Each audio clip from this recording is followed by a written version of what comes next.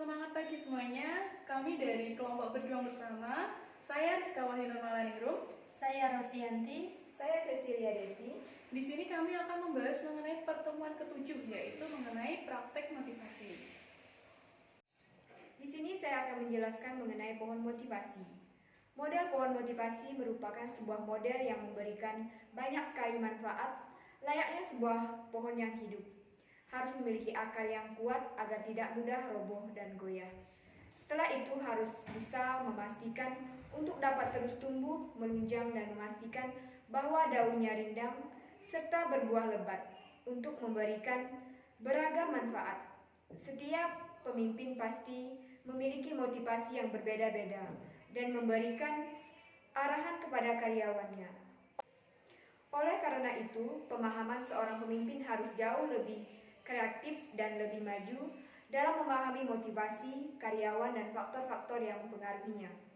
Menurut model pohon motivasi, terdapat dua bagian untuk faktor pembentukan motivasi sebagai seorang pemimpin, yaitu yang pertama, akar pohon, yaitu sebagai fondasi dasar dalam motivasi seorang pemimpin.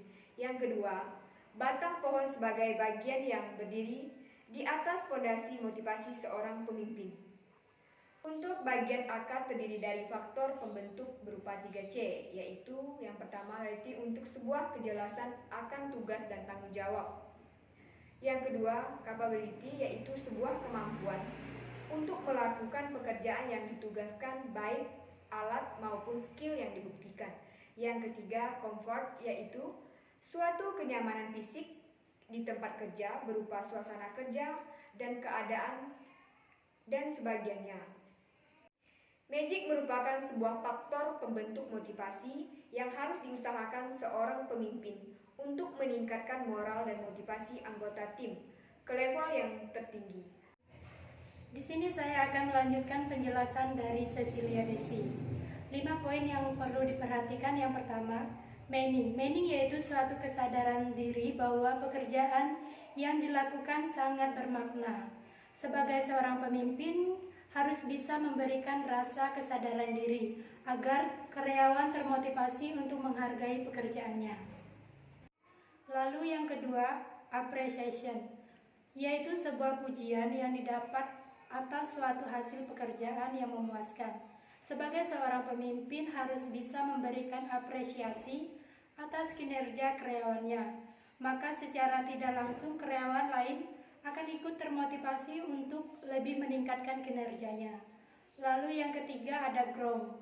Grow yaitu sebuah kesempatan untuk tumbuh dan berkembang baik secara pribadi maupun profesional. Lalu yang keempat, independent. Independent yaitu sebuah kebebasan yang diberikan pemimpin kepada karyawannya. Kebebasan karyawan ini berupa kebebasan untuk berkreasi dan mengemukakan pendapat atau ide. Sebagai seorang pemimpin harus bisa untuk memberikan karyawannya kebebasan dan waktu luang untuk berkreasi sesuai dengan keinginan mereka. Lalu yang kelima ada connection. Connection adalah sebuah ikatan batin yang kuat antara rekan kerja, bawahan, dan atasannya. Untuk membentuk sebuah motivasi di tempat kerja, ada beberapa fungsi kepemimpinan yang harus diwujudkan sesuai dengan tipe kepemimpinan yang mampu memberikan kesempatan bagi orang yang dipimpin untuk berperan aktif dalam menetapkan dan melaksanakan tujuan dan sebuah keputusan. Ada beberapa yang harus diperhatikan oleh seorang pemimpin. Pertama, fungsi instruktif. Pemimpin sebagai komunikator yang menentukan arahan atau perintah bagaimana dan kapan sebuah motivasi itu bisa dijalankan. Lalu yang keempat ada fungsi delegasi. Pemimpin melimpahkan wewenangnya kepada orang lain sebagai bentuk kepercayaan kepada seseorang. Lalu yang kelima ada fungsi pengendalian. Pemimpin melakukan koordinasi, konseling, dikresi, dan controlling terhadap pekerjaan atau kegiatan pada bawahan atau anggotanya. Selanjutnya ada kunci kepemimpinan. Kunci utama dalam kepemimpinan yang efektif bergantung kepada kemampuan seorang pemimpin dalam memberikan pengaruh dan berdampak kepada orang yang dipimpinnya. Beberapa sumber kekuatan kepemimpinan dalam manajerial antara lain Yang pertama ada legitimate power atau kekuasaan yang sah. Otoritas yang dimiliki manajer berdasarkan posisinya dalam hierarki organisasi. Wewenang seorang pemimpin untuk memberi perintah yang harus didengar dan dipatuhi oleh bawahannya. Misal, kekuasaan jenderal terhadap prajuritnya atau seorang pemimpin perusahaan terhadap karyawannya. Yang kedua ada reward power atau kemampuan seorang manajer untuk memberikan kompensasi nyata dan tidak berwujud sebagai bagian dari penghargaan kepada bawahan yang mengikuti arahan-arahannya.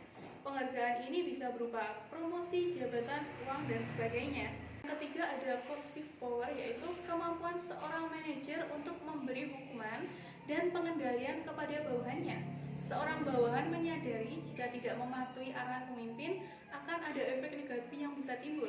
Penggunaan kekuasaan koersif ini yang berlebihan dapat mengakibatkan kondisi kerja yang tidak diinginkan, misalnya teguran lisan, potongan gaji, dan pemecatan.